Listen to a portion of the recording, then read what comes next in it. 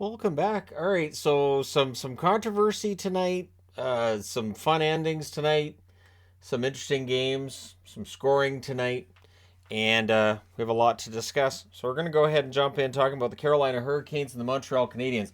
You know, Montreal tonight did as well playing spoiler as I think anyone could have expected them to. For Carolina, of course, kind of needing to get back on a winning track here. It's Ronta versus Allen in this one. Hoffman has a rush chance to go wide. Weidman has a shot that's held. Power play for Montreal, that was killed off. The Habs would press after it was done. We get a power play for the Canes. That becomes a 4-on-4. Everything's killed off. The shots at this point 4-3 Montreal. And at 10:17, they go up. Belzile, who's been hot from a scoring perspective, scores from Pizzetta and Tierney. Tierney's fit in really well with Montreal since being acquired as well. Buries a rebound during a press, so it's 1-0 for the Habs. The Habs look to add another. Shots are 8-3 in their favor with 8 minutes left. Canes press with 5.5 minutes left. Harvey Bernard is robbed on a 3-on-2, and then at 16:16, it's Hoffman for Drouin. He buries that one on a net drive. So Drouin, his play's been picking up lately. It's 2-0 Montreal. But 15 seconds later, Jacob Slavin answers. Step on with the assist. So after the first period, it's 2-1 Montreal. Second period, Anderson's in now. Ronta's night was done. Lots of early whistles, and at 1 minute, Shea scores from Pesce and Teravainen. We get 2 minutes of 4-on-4. During the 4-on-4, Pizzetta puts Montreal ahead again. Tierney and Belzile with the assists at 2:49. So for a fourth line, they're scoring pretty well, and they've got Montreal ahead. We get a power play for Carolina. That's killed off. There's a press by the Canes at 7.5 minutes. Josh Anderson hits the side of the net. There's a power play for the Habs. That's killed off. Suzuki to Ullinen. That was picked off. Canes press it in the final minute, but they're down one going into the third period. Early press by the Canes. The Canes tie it. There's a goalie interference review. It is no goal. And the goal scorer yelling at the referee, where the did you expect me? Where was I supposed to go? I didn't have an answer for that either. But that's the thing. Goalie interference, it doesn't necessarily mean a penalty. It doesn't mean it's an egregious thing. It's just the goalie didn't have a chance to make the save, so it comes off the board. Pressed by Montreal at 3.5 minutes. Suzuki misses one wide from the slot. Power play for Montreal. That's killed off.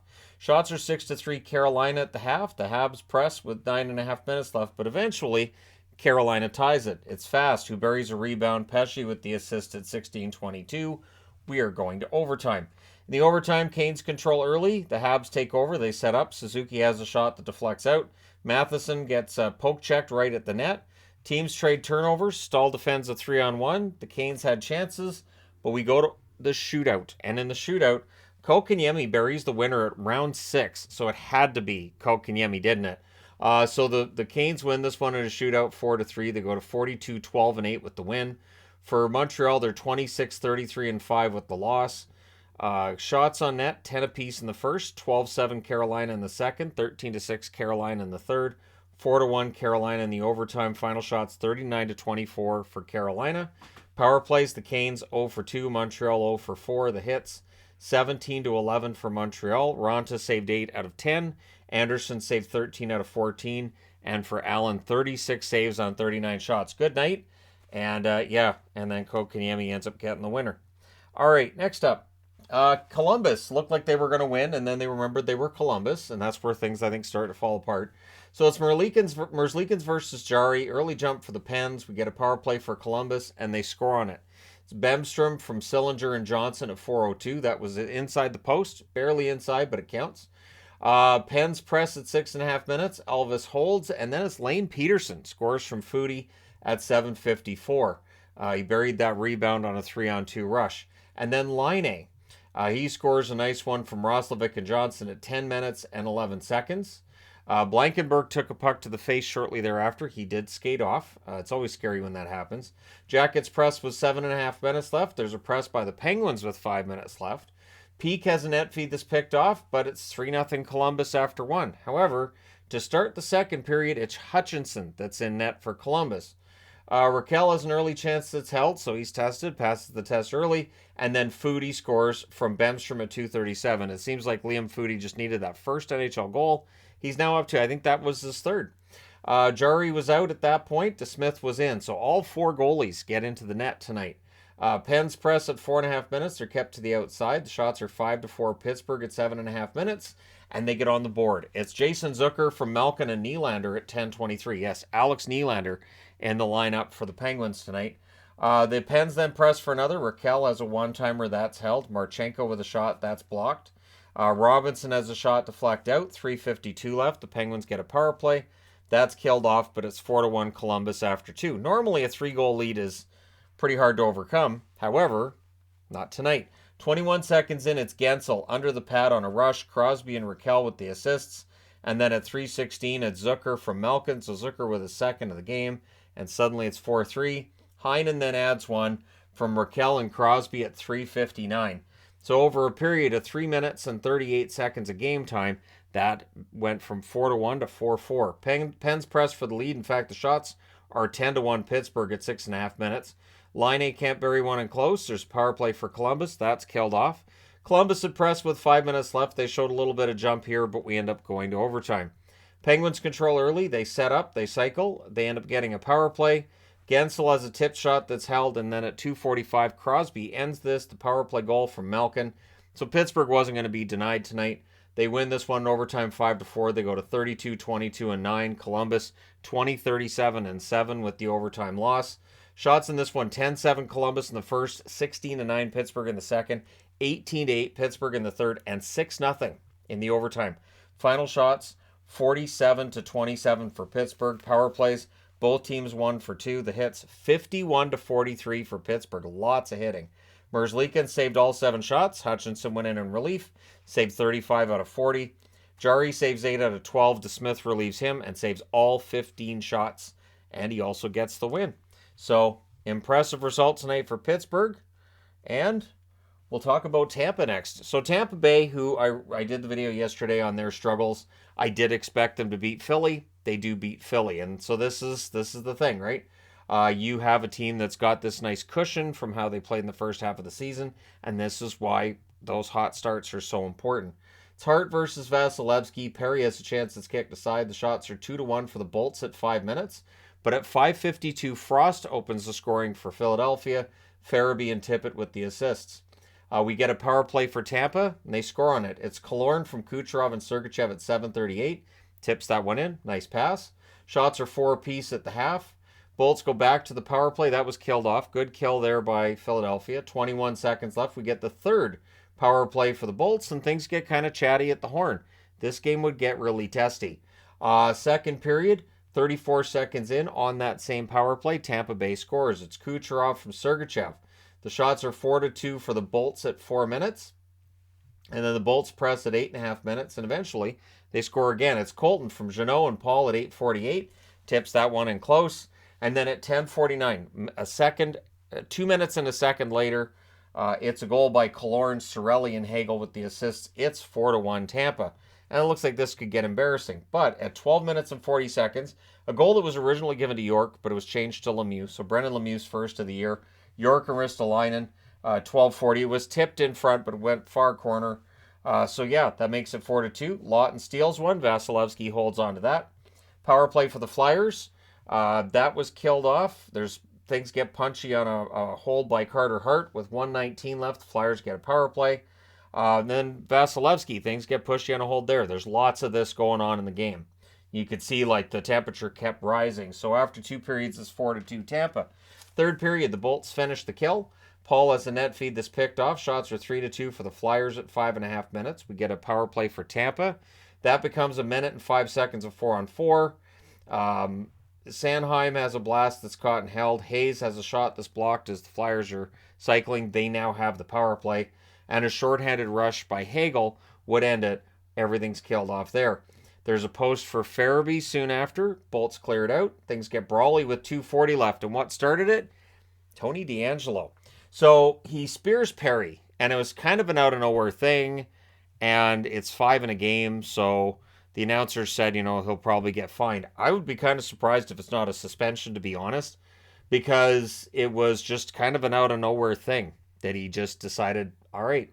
And as soon as you spear a guy like that, you can bet that his teammates are going to stand up for him. That's just how that's going to work. So it's a 5-minute power play. Tampa Bay scores on it.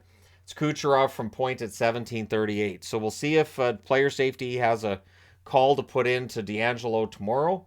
But Tampa Bay wins this one 5-2. They go to 38, 21, and 5 on the season.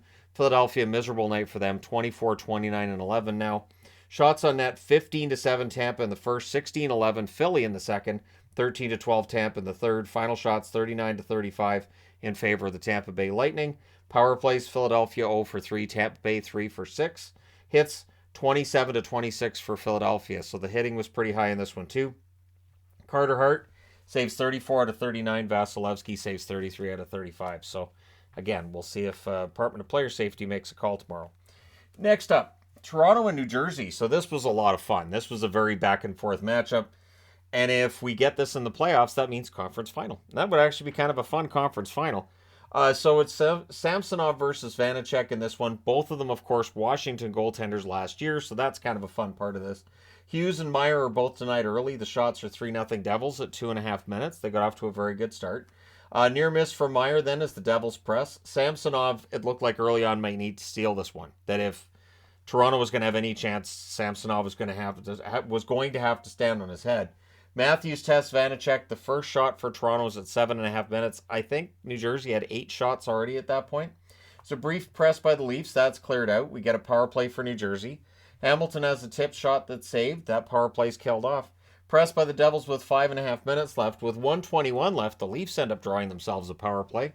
So that rolls over into the second period. The Devils finish the kill there. We get a crossbar for Yarncroke. The Devils press at 3.5 minutes. Woods down, got elbowed in the eye. There wasn't a call on that one. He skates off. He wasn't very happy. He looked to be okay, though. Shots are 7-1 for the Leafs at 6 minutes. And then Yarncroke opens the scoring. He scores from Nylander and Lafferty at 7 minutes and 30 seconds. Hughes then has a rush chance that's defended. The shots are 13-4 Leafs with 6 minutes left. Played a very good second period after a very iffy first period.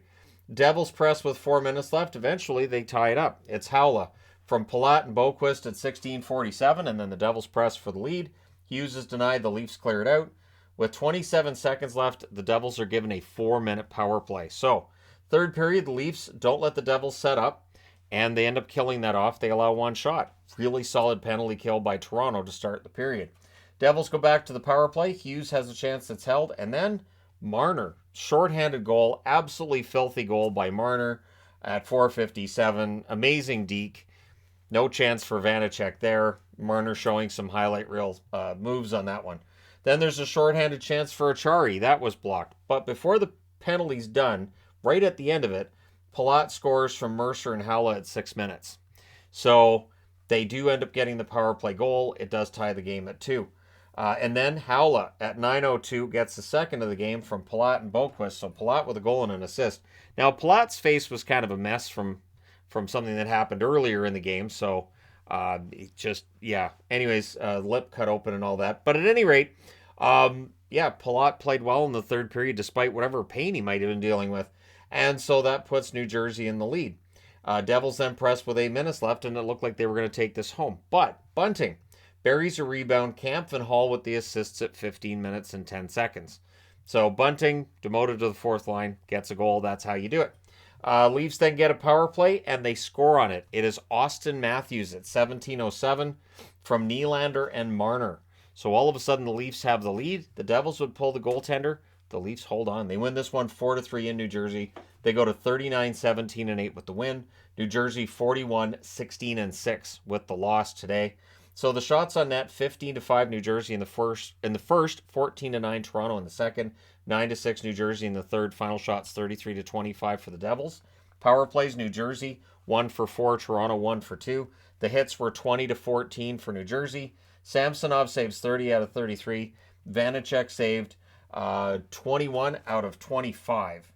So that's 21 out of 25, not out of 24. I'll just go ahead and change that. Drive people nuts because it'll be a different color, but that's just fine. 21 out of 25. That's 4 goals against. Okay, next up. Let us discuss the Florida Panthers at home against Vegas. This is a game Florida needed. And I've been saying all season, Florida, needs to get on a bit of a run, something here. They give themselves some hope tonight. Now, they didn't get any help in terms of the teams they're chasing, but teams that they're tied with, a little bit of a struggle going on there. maybe Florida's going to emerge as the team from that bunch of teams that has the best chance of either catching Pittsburgh or the Islanders. So it's Hill versus Bobrovsky. Panthers have a 2-on-1 that fizzles out. Mahura fires one high and a 4-on-2. White couldn't bury one in close. Duclair has a chance it's held, but eventually they get the first goal. It's Lomberg from Mahura at 4:25. That was the fourth shot for Florida. Vegas had 2 to this point in the game. Power play for the Panthers, that's killed off. Then Vegas gets a chance on the power play. That was killed off as well. Verhaeghe fires one wide from the slot. There's a press by Florida with 6.5 minutes left. Vegas blocking a lot of shots at this point in the game as well. Reinhardt has a rush chance that's held. There's a post for Gudas from the slot. So after one, it's 1-0 Florida. But it felt like it could have been 3-0 Florida. So second period, early press by Vegas. Montour has a shot that's saved. The Caps press. And then Florida makes it 2-0. It's Barkov from Duclair and Cousins at 4:05. And it was a one-timer from in close. No chance for Aiden Hill there. Reinhardt fires one high on a rush. We get a power play for Vegas. Stevenson's denied from the slot. That's killed off. The shots are 6-4 Florida when that comes to an end. Montour has a net feed that goes wide. Too many Panthers on the ice. Vegas gets a power play. And they score. It's Theodore from Eichel and Smith at 13:23. We then had a post for Forsling on a one-timer as Florida tries to restore that lead. Things get punchy with 2:08 left. It becomes a 4-on-4. It's all killed off there. And, then we go to the third period. Early jump for the Panthers. Eric Stahl's turnover chance was held. Shots are 3 apiece at 4.5 minutes. We get a power play for Vegas. Panthers clear early. Near miss by Amadio. They cycle. That's killed off. Vegas presses after. Panthers get a power play. Ekblad couldn't bury one, and then Hill held on to the next chance. Strong defensive play by Sasha Barkov in this one tonight. He's, of course, a very good two-way forward, and that's not really news, but he had a good game tonight. Stevenson's then denied as they had the goaltender pulled. Florida would clear it out. They do get a puck in the net, but it was after the green light was on, so it was well after the game was done. But it doesn't matter. Florida wins this one 2-1. They go to 32-27-6 with the win. Vegas with the loss drops to 38-20-6. Shots in this one 15-11 Florida in the first, 13-11 Florida in the second, 14-10 Florida in the third. Final shots 42-32 for the Panthers. Power plays, Vegas 1 for 4, Florida 0 for 2. The hits 26-11 for Vegas, or for Florida, sorry. Hits 26-11, and then Hill 40 saves on 42 shots. Bobrovsky saves 31 out of 32 at the other end. So, I now need to change boards. All right, so the New York Islanders at home against Buffalo. And, the Islanders want this playoff spot. They want it badly. Luukkonen versus Sorokin in this one. The shots are 3-1. Sabres at 3 minutes. They had a good start. Power play for Buffalo, but that's killed off. No shots on net. And when it's a power play that has no shots, it can actually be a momentum killer. Thompson's denied. Sorokin holds. The Sabres would press at 9 minutes. Cousins has a rush chance. That's held. Romanov was then denied as the Islanders press. The Islanders get a power play. Palmieri has a shot that's held. That turns it into a 4-on-4 because Palmieri was guilty of goalie interference. Everything's killed off there. It's scoreless after one. Second period. Sabres press at 4 minutes, and at exactly 5 minutes, Cousins buries one on a net drive. Yoki Haru with the assist on that. Buffalo 22-5-1 scoring first. That record would take a bit of a hit today. Mayfield has a shot that's held. The shots on net are 5 apiece at 8.5 minutes. Islanders press, but Romanov's stick decides, I'm out of here, and it kills itself. And then Cizikas at 12:38 scores from Fasching and Romanov. That one's buried in close. That's the first goal for Cizikas in 22 games. So good on him. Sabres look to respond. There's a press by the Islanders with 6 minutes left. Fasching would hit the post. The Islanders get a power play. That's killed off, but it's 1-1 after 2. Third period. At 1:51, Bailey scores from Cizikas. Buries a rebound there. The Sabres would answer. Okposo from Owen Power at 4:59. The Sabres then press at 6.5 minutes. They're looking for the lead. The shots are 8-4 Islanders at 7.5 minutes. At 7:37, the Islanders go ahead. It's Fasching from Bailey and Mayfield. Initially, it is waved off, no goal, kicked in. The review showed that it went off Fasching's shin, and thus they ruled it wasn't a kicking motion. That rule is when it's off the foot. I understand if it's off the inside of the foot, there's a good chance it's going to be seen as a kick. If it's off the outside of the foot, it won't be in most cases. But off the shin, I mean, it really depends on the interpretation. So After the game, Don Granato was kind of beside himself as to the fact he never had it explained to him either, which I don't think is good. I think a referee should always go over and explain to the coach why the goal was overturned. I think it's a bad idea not to go over and at least let's just tell the coach. I mean, you're not telling him he has a chance to, challenge it and get it reversed, but tell him here's why it counted. And I always find it weird when referees don't do that, because you're creating a situation where the next time that coach sees you, he may not like you, which we'll talk about with the San Jose game as well. So the Islanders press with 7 minutes left. Power prevents an Islander goal. Middlestad's denied and close. Things get pushy on a hold by Sorokin. Goalie pull takes place with 2:32 left, and the Islanders end up holding on. Sabres had some opportunities, but the Islanders win this one 3-2. They go to 33-25-8 with a very important victory. Buffalo, it's another tough loss, one after another, right? 32-27-4 with the loss. Shots on net, 8 apiece in the first, 17-7 Islanders in the second, 14-9 Islanders in the third. They outshoot Buffalo 39-24. Power plays, both teams 0 for 2. Hits, 23-9 for the Islanders because Buffalo doesn't hit. Luukkonen, 36 saves on 39 shots. He played well. He had a lot of shots to face. And Sorokin saves 22 out of 24. So that one counting, that's going to smart for a while, likely for Buffalo fans. And I still think that you have to go over and explain to the coach. Even if the referee says, you know what, I didn't agree with Toronto's decision.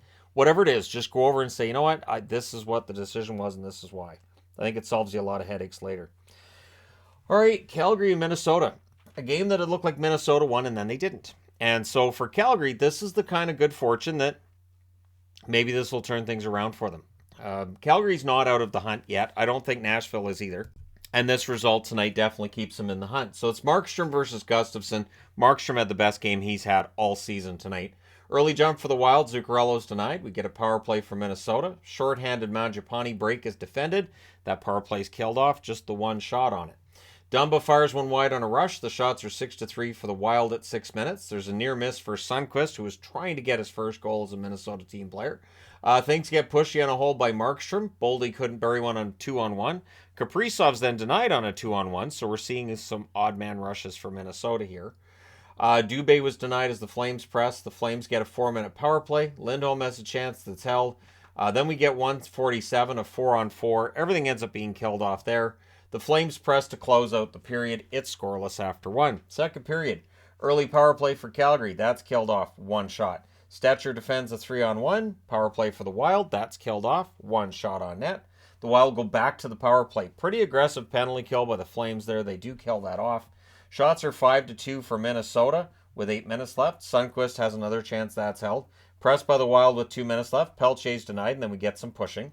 We get 2 minutes of 4-on-4 with 1:37 left, and then it becomes a 4-on-3 power play for the Wild.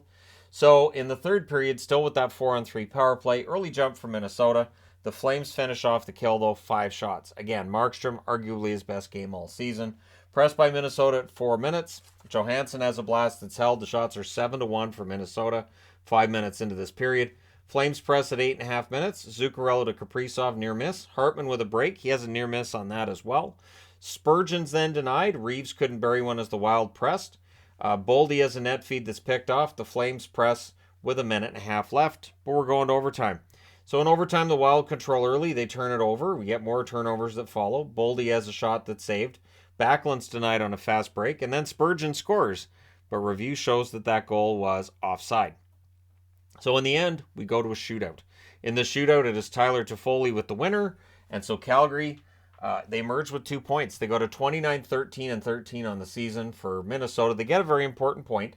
36-21 and 7 with the overtime loss. Shots on net in this one. 12-10 Minnesota in the first, 10-7 Minnesota in the second, 16-6 Minnesota in the third, in the overtime 3-2 for Calgary. The overall shots, 40-26 for Minnesota. Markstrom saves all 14 shots for his 18th career shutout. Gustafsson saves all 26 shots for his third career shutout, and the second he's had this season with Minnesota. So yeah, Calgary ends up winning that one.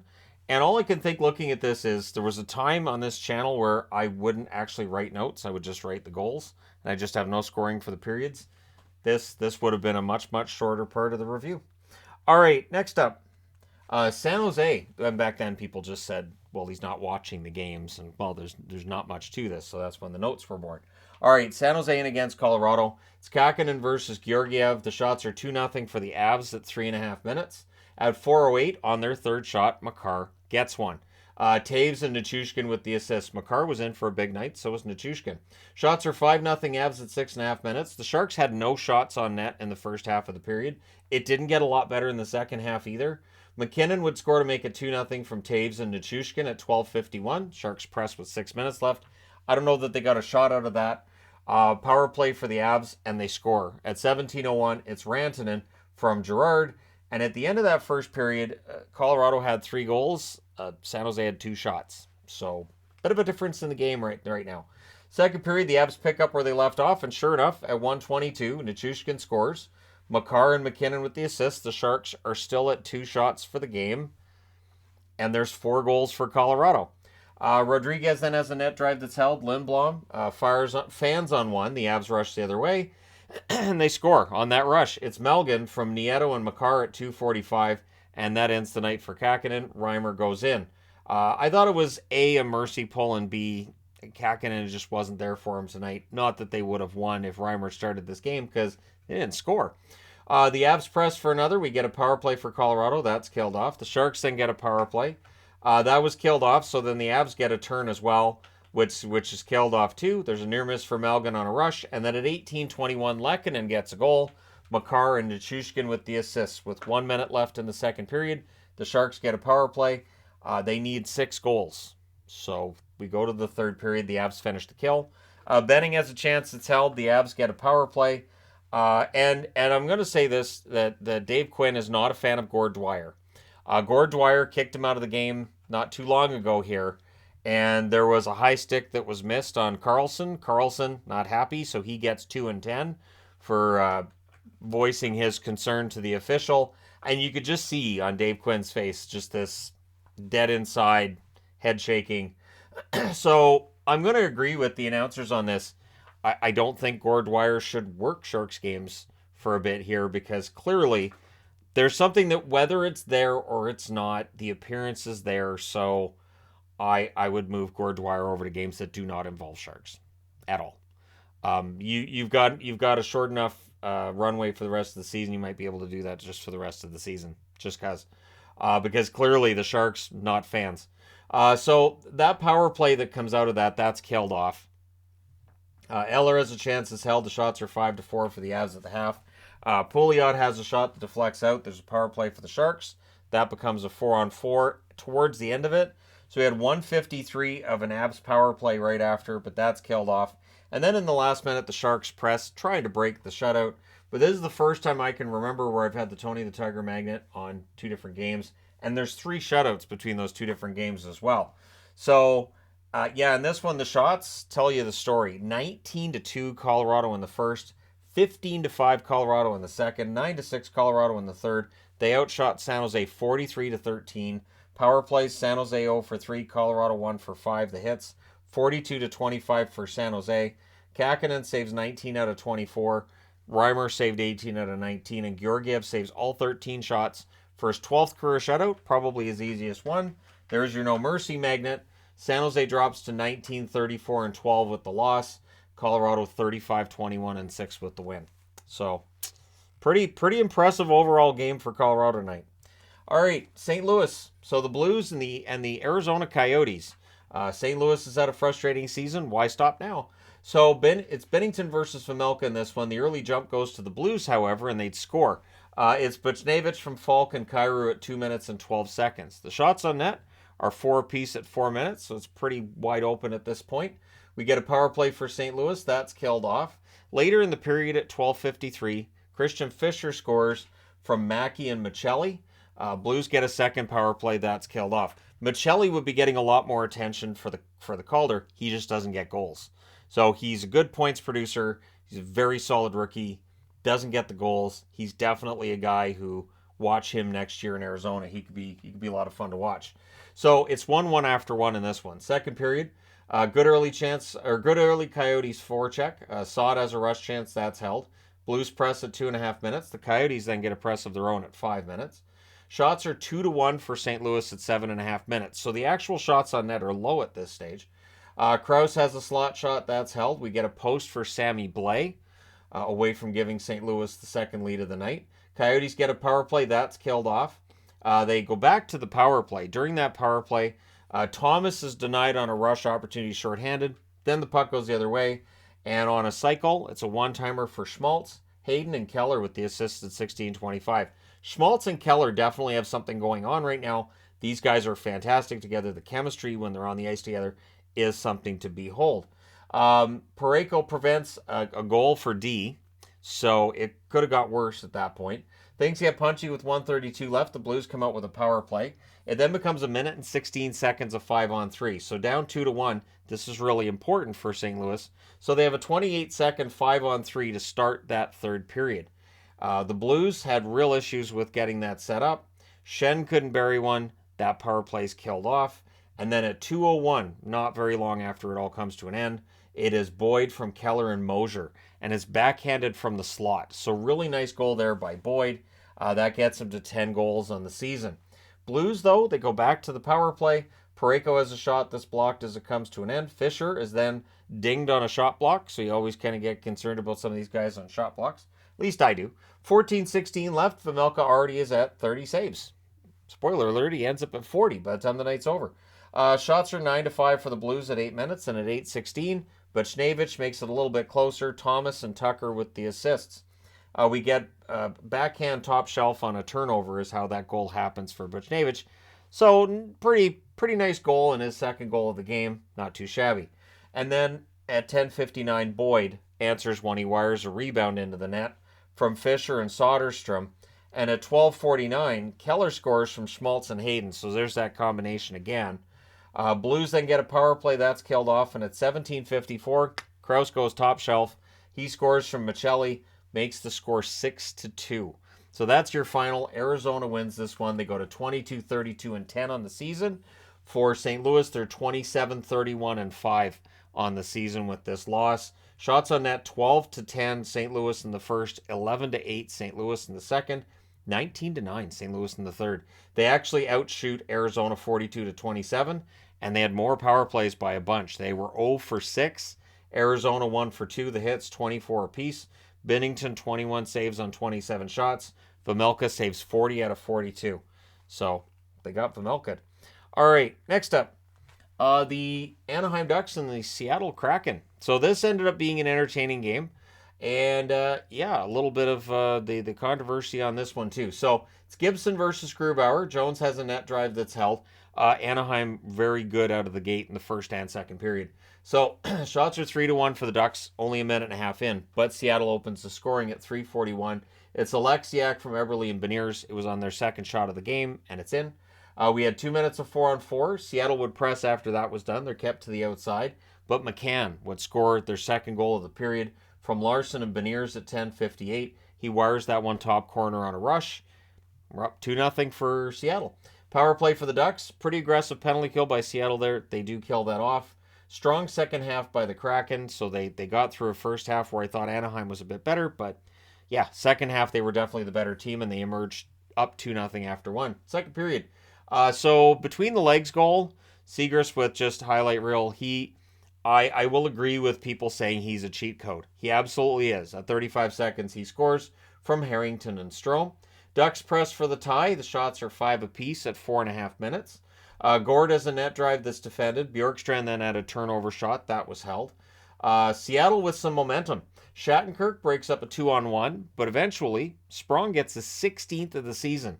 Why didn't he have a contract also? Like, I don't understand with Sprong. It's like, it's weird. He could score 20 goals this year, and yet he waited all summer for a contract. Nobody offered him. He had a tryout with Seattle. So Sprong gets that one from Tanev and Schultz at 17:16, and Gibson nearly caught that one, but he doesn't. So that puts Seattle up 3-1. 2:29 left. Seattle gets a power play. Bjorkstrand's denied. That's cleared out. And then they do kill that off, and the Ducks clear again as the power play comes to an end. So going to the third period is 3-1 for Seattle. Third period, early power play for the Ducks. Fowler has a blast that's saved and cleared. That's killed off. Eberle fires one high on a 2-on-1. The fans call one. The ref doesn't. No room in the middle for the Ducks. None. Not happening. Seattle goes to the power play. The Ducks don't let him set up until late. It was such a good penalty kill, and then it doesn't matter because the power play goal happens anyways, and it's Ellie Tolvanen from McCann done at 8:29. And again, you have a guy you picked up on waivers, and Tolvanen has picked it up perfectly. He fits in right away. And Sprong, who you got on a tryout, every team could have signed him, and these guys between them have what, 26, 27 goals, something. It's just it's insane how everything Ron Francis did during the offseason and during this season seems to have worked. This is why I don't think it's a big deal he didn't do anything at the deadline, because he's been playing this game all year. So things get pushy on a Grubauer hold. Terry fans on what would have likely been a goal for Anaheim. Power play for the Ducks. The ref is told that he sucks on that play.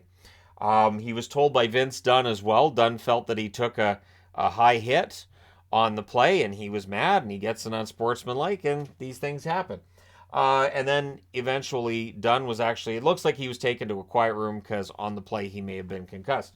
That clean hit. So anyways, you can absolutely have clean hits result in concussions. That is a thing. So a shorthanded gourd blast deflects out. That power play's killed off, and then Comtois scores from Silverberg, and Fowler at 18:23 buries it. Nice cross ice pass. They pull the goaltender, and Jaden Schwartz steals the puck, and he buries it himself at 19 minutes and 42 seconds to ensure there will be no comeback. Seattle wins this one 5-2. They go to 37-21-6. 80 points for Seattle. If I had said they'd get 80 points for the season this year, people might have believed me. If I'd said they'd have 80 points already, maybe not. For Anaheim, 21-35-8 with the loss. Shots on net in this one: 10-7 Seattle in the first, 15-8 Seattle in the second, 7-6 Anaheim in the third. Final shots: 31-22 for Seattle. Power plays: the Ducks 0 for 3, Seattle 1 for 2. The hits: 11-9 for Seattle. This game was testy. I'm surprised there was only 20 hits in it. Gibson, 26 saves on 30 shots. Grubauer, another good game for Grubauer, 20 saves on 22 shots. Incremental improvement from Grubauer, and that's great. So there you go. Let me know your thoughts in the comment section below, as always. Don't forget to hit like and subscribe if you're browsing your way through, you just happened upon this video. Thank you guys so much for watching, for all your support. I will talk to you again soon.